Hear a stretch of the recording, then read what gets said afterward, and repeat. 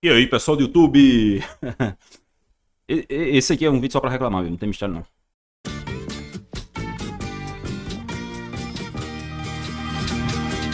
Então, né, pessoal? A gente tá aí terminando mais uma data FIFA, a data FIFA de novembro de 2024. E, obviamente, um assunto que sempre volta à tona em época de data FIFA é a questão de como as datas FIFAs podem ser extremamente inconvenientes, extremamente incômodas, especialmente para quem é muito mais ligado ao futebol de clubes, né? Afinal de contas, existem diferentes perfis de torcedores, diferentes perfis de pessoas que gostam de futebol. Tem aquelas pessoas que são super, hiper, ultra megas apegadas às seleções de seus países, então para elas a data FIFA, pô, é um paraíso, né? E eu não julgo, tá? Obviamente isso é questão de gosto pessoal, mas obviamente o viés desse vídeo aqui é de uma pessoa que definitivamente não gosta da data FIFA, ou pelo menos não do jeito que ela está agora, né, cara? Porque assim, a gente ainda nem chegou na metade da temporada 2024-25 e a gente já teve 3 datas FIFA. A gente teve data FIFA em setembro, a gente teve data FIFA em outubro e a gente acabou de ter uma data FIFA em novembro. São 3 meses consecutivos com data FIFA. A gente tem uma data FIFA em março, a gente tem uma data FIFA em junho, depois que a temporada tiver acabado. Então, são muitas e muitas datas FIFA, são muitos jogos de seleções e, obviamente, não ajuda o fato de que, além da data FIFA interromper o futebol de clubes, né, que é o futebol que para a maioria das pessoas é o mais importante, ela também muitas vezes provoca diversos problemas nos jogadores, né, cara? Então você tem clubes que estão ali, às vezes, disputando de maneira ferrenha um troféu, um campeonato, e aí os jogadores principais, obviamente, especialmente na Europa, né? Os principais clubes da Europa, praticamente todos os jogadores são selecionados. Né? Você pega, por exemplo, o Real Madrid. Qual o jogador titular do Real Madrid que não é convocado? Praticamente todos são convocados, né? Por exemplo, nessa data FIFA agora a gente teve o Mbappé que não foi convocado, mas é por um problema extra-campo e não por um problema de campo, né, cara? Então, os clubes estão lá no ápice da competição, disputando troféus, precisando de todos os seus jogadores para disputar os grandes jogos. E aí eles vão para uma data FIFA jogar jogos muitas vezes inúteis, né, cara? Vamos ser sinceros, jogos que não tem, às vezes, nenhum grau de competitividade. E aí, num jogo desse, o cara vai lá e se machuca e acaba desfalcando o time dele, muitas vezes em momentos cruciais da temporada. Só para citar um exemplo aqui de cabeça, na temporada 2020-21, o Bayern de Munique, naquela época treinado pelo Hans Flick, que agora está fazendo um trabalho incrível no Barcelona, o Bayern de Munique ia enfrentar o Paris Saint-Germain nas quartas de final da Liga dos Campeões. Naquela época, o Lewandowski está numa fase completamente surreal. Tanto que naquele ano, 2021, ele fez 69 gols.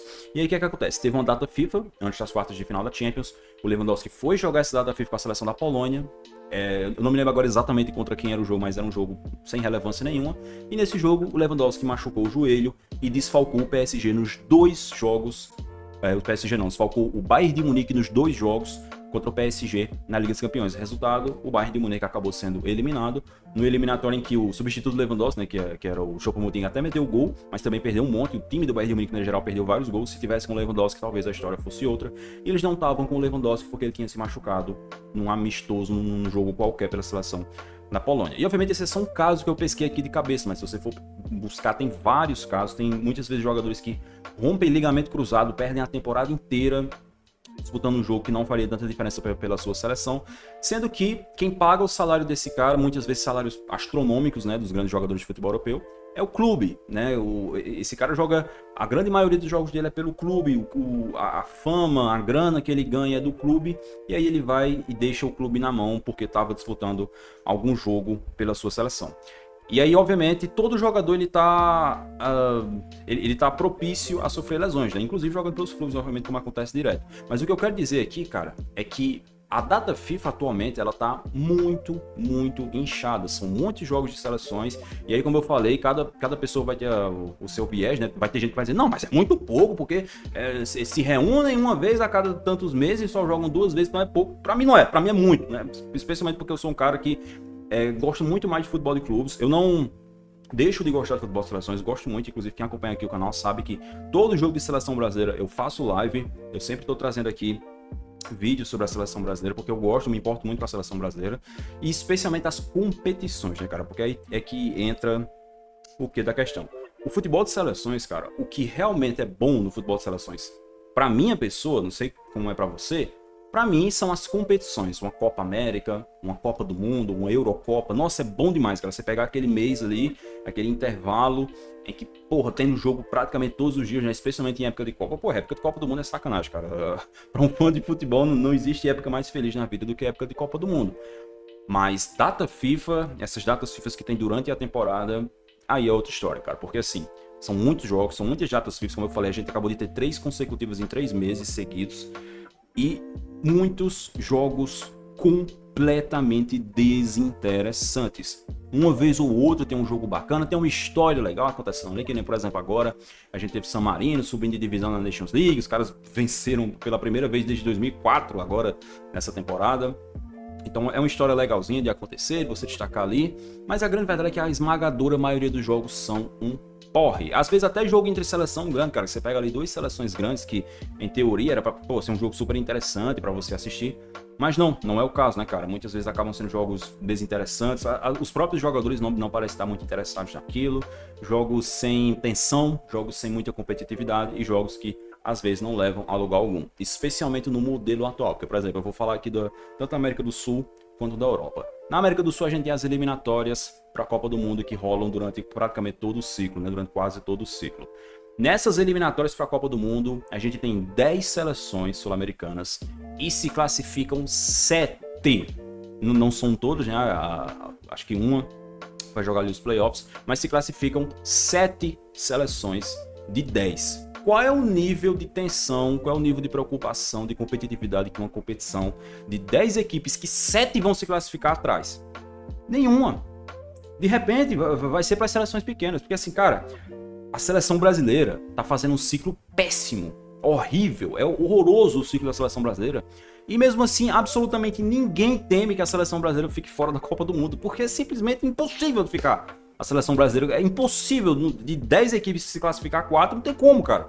A seleção brasileira pode se arrastar, jogar merda nenhuma nas eliminatórias inteiras, que vai conseguir se classificar no final de um jeito ou de outro. Já era assim no modelo antigo, né? Quando se classificava apenas 5. Agora que o número de seleções na Copa aumentou para 48 e vão se classificar 7 direto, esquece, o Brasil nunca vai ficar, nunca ficou e nem nunca vai ficar fora da Copa do Mundo nesse modelo. Queria aproveitar também, meus queridos, já que a gente tá falando de futebol de seleções, para recomendar para vocês a LS FootJace, que tem várias camisas de futebol de seleções lá, como essas que estão aqui atrás de mim, essa do Ronaldo, essa do Kylian Mbappé e muitas outras. Tem muita coisa lá de futebol de seleções e, obviamente, também do futebol de clubes, né, cara? Tá chegando fim de ano aí, tá chegando Natal. Se você quiser comprar uma para dar de presente para você mesmo, para uma pessoa que você gosta, considere comprar na LS FootJace aqui. Se você comprar por lá, utilizando o meu link aqui na descrição desse vídeo, no primeiro comentário fixado, e utilizando o meu cupom de desconto, você vai dar uma força grande aqui. Você vai ajudar o meu Natal a ser um pouco melhor, beleza, meu querido? LS FootJace, não deixe de conferir, tá certo? Aí você vai pro futebol europeu.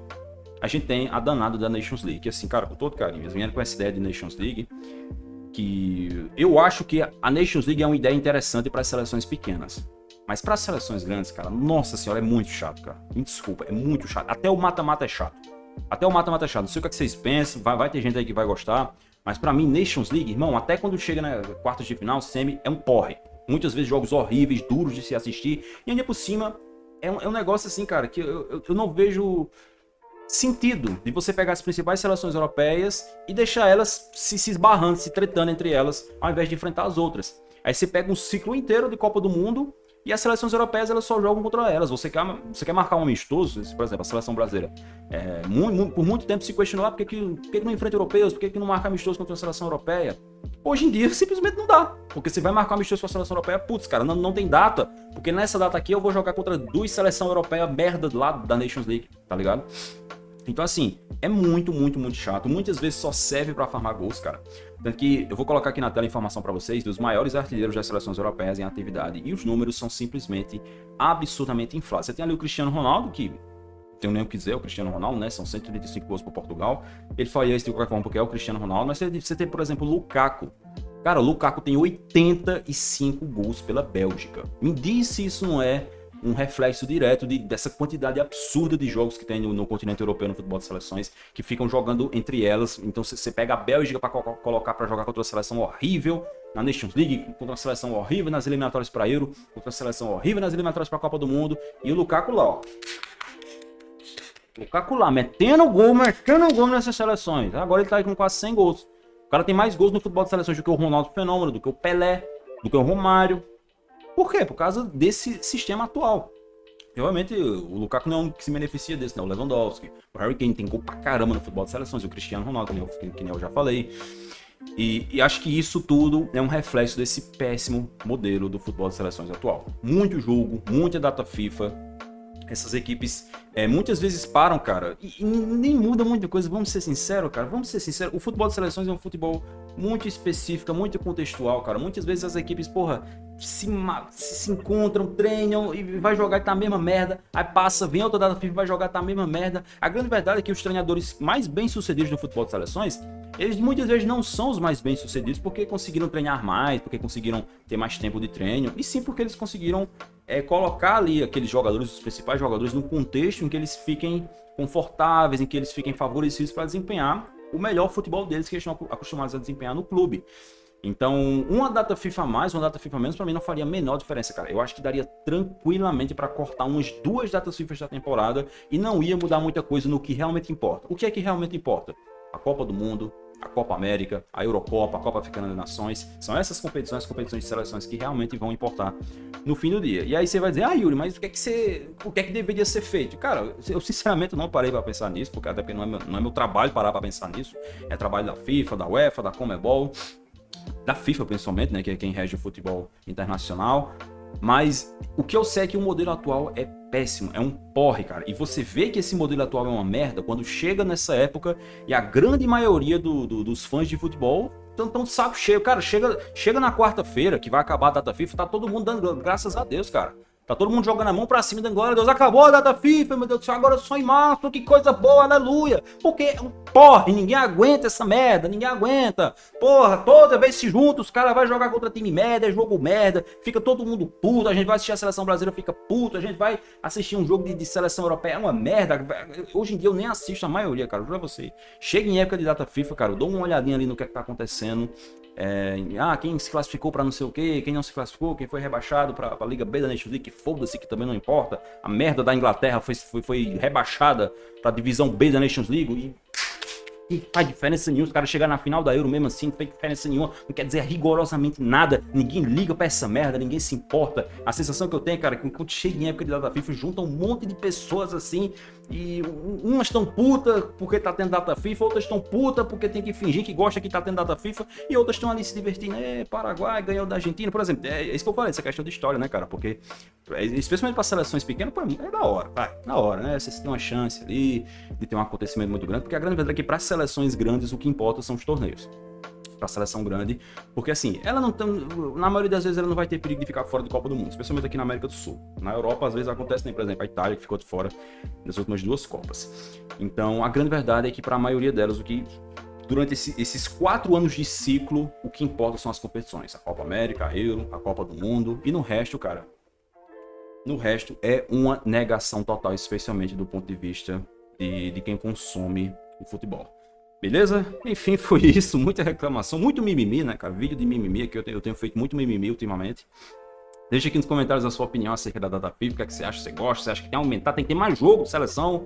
Mas assim, só pra finalizar, Yuri, uma sugestão que é que você dá? Cara, por que não faz o seguinte? Ao invés de pegar e ficar picotando a temporada inteira com data FIFA, faz o seguinte, ó, reúne ali em janeiro, tira umas 3 semanas só para rolar futebol de seleções, coloca a seleção para ficar lá se estapeando, jogando jogo, porque assim, é muito mais interessante você ter um tempo denso para treinar do que ficar picotando, se reúne uma semaninha aqui, aí depois lá não sei quanto se reúne mais uma semana.